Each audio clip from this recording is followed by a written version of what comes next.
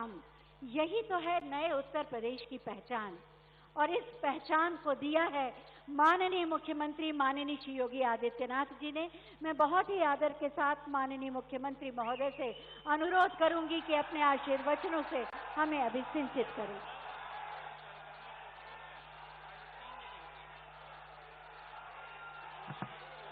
भारत माता की, भारत माता की, भारत माता की।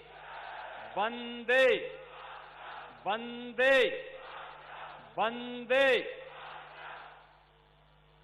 जनपद आजमगढ़ में विश्वविद्यालय के भूमि पूजन और शिलान्यास के लिए आज हम सब के बीच में उपस्थित मां भारती के कर्मठ और यशस्वी पुत्र, भारत के लोकप्रिय गृह और सहकारिता मंत्री माननीय श्री अमित शाह जी, केंद्रीय शिक्षा, कौशल विकास और उद्यमिता मंत्री माननीय श्री धर्मेंद्र प्रधान जी, उत्तर प्रदेश सरकार में मेरे वरिष्ठ सहयोगी उप मुख्यमंत्री और उच्च शिक्षा और माध्यमिक शिक्षा के मंत्री डॉक्टर दिनेश शर्मा जी, जनपद के प्रभारी मंत्री श्री सुरेश राणा जी, उच्च शिक्षा विभाग की राज्य मंत्री श्रीमती नीलमा कटियार जी, भारतीय जनता पार्टी के लोकप्रिय और कर्मठ प्रदेश अध्यक्ष माननीय श्री स्वतंत्र देव सिंह जी, माननीय सांसद बलिया श्री वीरेंद्र सिंह जी,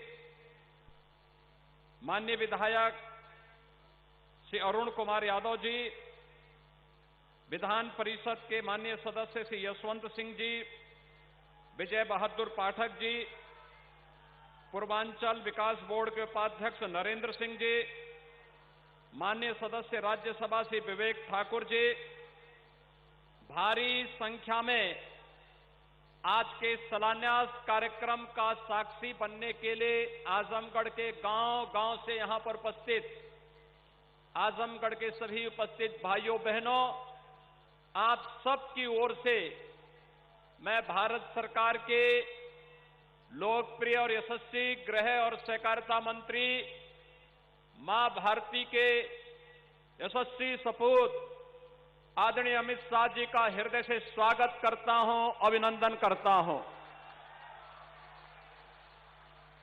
भाइयों बहनों, जो कहा सो करके दिखाया। आदरणीय प्रधानमंत्री नरेंद्र मोदी जी के नेतृत्व में पूरे देश के अंदर भारतीय जनता पार्टी नेतृत्व की सरकारों ने, न केवल केंद्र सरकार ने बल्कि राज्यों की सरकारों ने भी जनता जनार्दन के सामने जो बातें कही थी, अक्षरशः उनका पालन करते हुए उसे जमीनी धरातल पर उतारने का कार्य किया। भाइयों बहनों, आज इसी का परिणाम है कि दुनिया के अंदर भारत की प्रतिष्ठा बढ़ी है और 2017 में इसी उत्तर प्रदेश में आदरणीय प्रधानमंत्री जी के मार्गदर्शन में और माननीय श्री अमित शाह जी के नेतृत्व और रणनीति के तहत जनता जनार्दन ने भारतीय जनता पार्टी को जो समर्थन और सहयोग किया था, आज उसका परिणाम है आजमगढ़ ने भले ही दो पूर्व मुख्यमंत्री दिए हो, लोकसभा में सांसद चुन करके भेजे हो, लेकिन उनके कारण आजमगढ़ की पहचान धूमिल ही हुई है। पहचान का संकट आजमगढ़ के सामने उन्होंने हमेशा खड़ा किया था।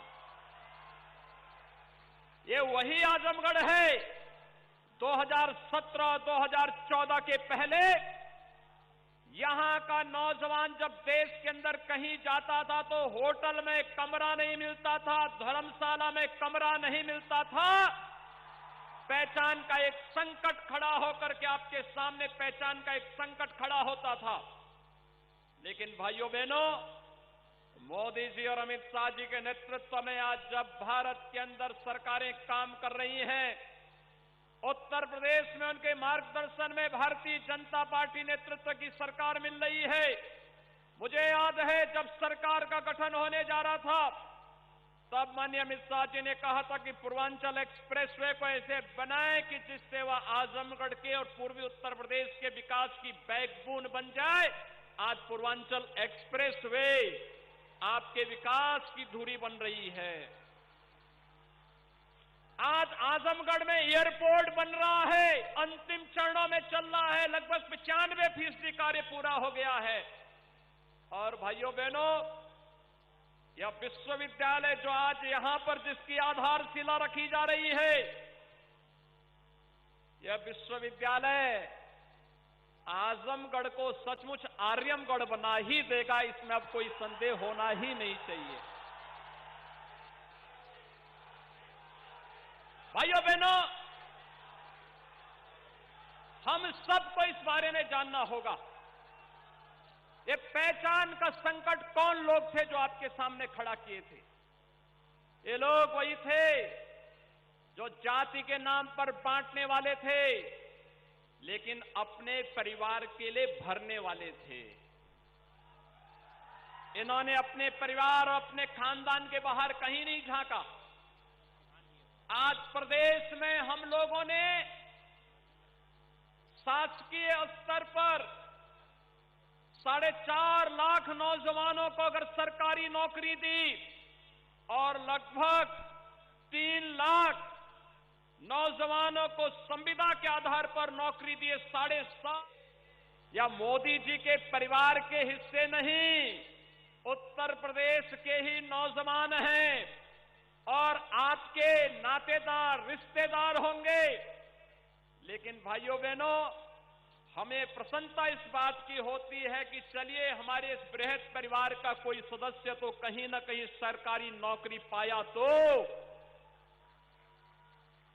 लेकिन पहले होता क्या था, नौकरी निकलती थी और नौकरी के साथ ही महाभारत के सभी रिश्ते निकल पड़ते थे वसूली में। कहीं चाचा है, कहीं मामा है, कहीं भांजा है, कहीं भतीजा है, ये सभी निकल पड़ते थे।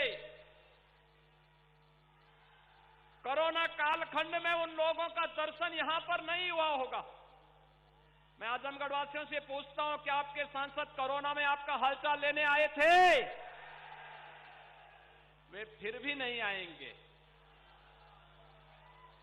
चुनाव की सुगबगाहट होती है तो ये लोग भी कभी कभी आपके बीच में आएंगे, फिर गुमराह करके चले जाएंगे। भारतीय जनता पार्टी ने जो कहा था सो करके दिखाया है। और भाइयों बहनों, आज यही कहने के लिए हम लोग आपके बीच में आए हैं कि मेरे लिए तो हार्दिक प्रसन्नता की बात है, क्योंकि आजमगढ़ हम लोगों के कार्य क्षेत्र का एक हिस्सा रहा है। आप याद करिए, 2007 में यही आजमगढ़ में मुझ पर हमला हुआ था और तब मैं यहां पर आया था। तब हम लोग आए थे यहां पर, उस समय सिबली नेशनल कॉलेज में अजीत राय की इसलिए हत्या हो जाती थी क्योंकि वह अखिल भारतीय विद्यार्थी परिषद का कार्यकर्ता था और उसने वंदे मातरम के लिए कहा था कि वंदे मातरम का गायन गणतंत्र दिवस पे होना चाहिए। लेकिन भाइयों बहनों, कॉलेज परिसर में ही प्रिंसिपल कार्यालय के पास ही उनकी हत्या हो जाती है और 1 महीने तक एफआईआर तक दर्ज नहीं होती थी। आज क्या किसी की हिम्मत है कि संग से कोई सरेआम हत्या कर ले? आज कोई गुंडा किसी राह चलती हुई बेटी और बहन को छेड़ने का दुस्साहस कर पाएगा? अगर कोई करेगा तो उसे मालूम है कि दुर्योधन और दुशासन के क्या हाल हुए थे। और भाइयों बहनों, आज यही हम सब कहने के लिए आए हैं। विकास का हो, सुरक्षा का हो, गरीब कल्याण का हो। कोरोना कालखंड में कितना अभूतपूर्व कार्य प्रधानमंत्री मोदी जी के नेतृत्व में इस देश ने किया। सर्वाधिक प्रवासी कामगार और श्रमिक आजमगढ़ जनपद में भी आने वाले हैं। वे सभी यहां पर आए थे। 1 लाख से अधिक संख्या आपके जनपद में आई थी, लेकिन उन सबको सुरक्षित घरों तक पहुंचाना, भारतीय रेल ने फ्री में उनको यहां पर पहुंचाने की व्यवस्था करना, उत्तर प्रदेश परिवहन निगम से उन्हें पहुंचाने की व्यवस्था करना, उनकी फ्री में जांच, सभी लोगों के लिए फ्री में उपचार, फ्री में राशन की व्यवस्था, फ्री में टेस्ट। और भाइयों बहनों, जो खाद्यान्न पिछली सरकारों में ब्लैक हो जाता था, बांग्लादेश पहुंच जाता था, वह खाद्यान्न घर घर तक, हर व्यक्ति तक पहुंचाने का कार्य हुआ। प्रधानमंत्री मोदी जी ने 2020 में 7 महीने तक, 2021 में 8 महीने तक फ्री में खाद्यान्न दिया। और खाद्यान्न ही नहीं दिया भाइयों बहनों, फ्री में वैक्सीन, मुफ्त में वैक्सीन। कितने लोगों ने वैक्सीन लगाया है? जिन लोगों ने नहीं लगाया, वैक्सीन जल्दी लगा लें। और आपके आसपास नजदीक का कोई भी व्यक्ति बचा है, उसको भी ये फ्री में वैक्सीन लगा करके कोरोना महामारी को सदैव के लिए बोतल में जिन्न की तरह भरने का काम कर दीजिए, जिससे सामान्य जीवन, नागरिक के जीवन और उसकी जीविका को बचाने के लिए प्रधानमंत्री मोदी जी के नेतृत्व में जो कार्य चल रहा है, उस कार्य को हम तेजी के साथ आगे बढ़ा करके एक भारत श्रेष्ठ भारत की परिकल्पना को और भी तेजी ढंग से आगे बढ़ा सकेंगे।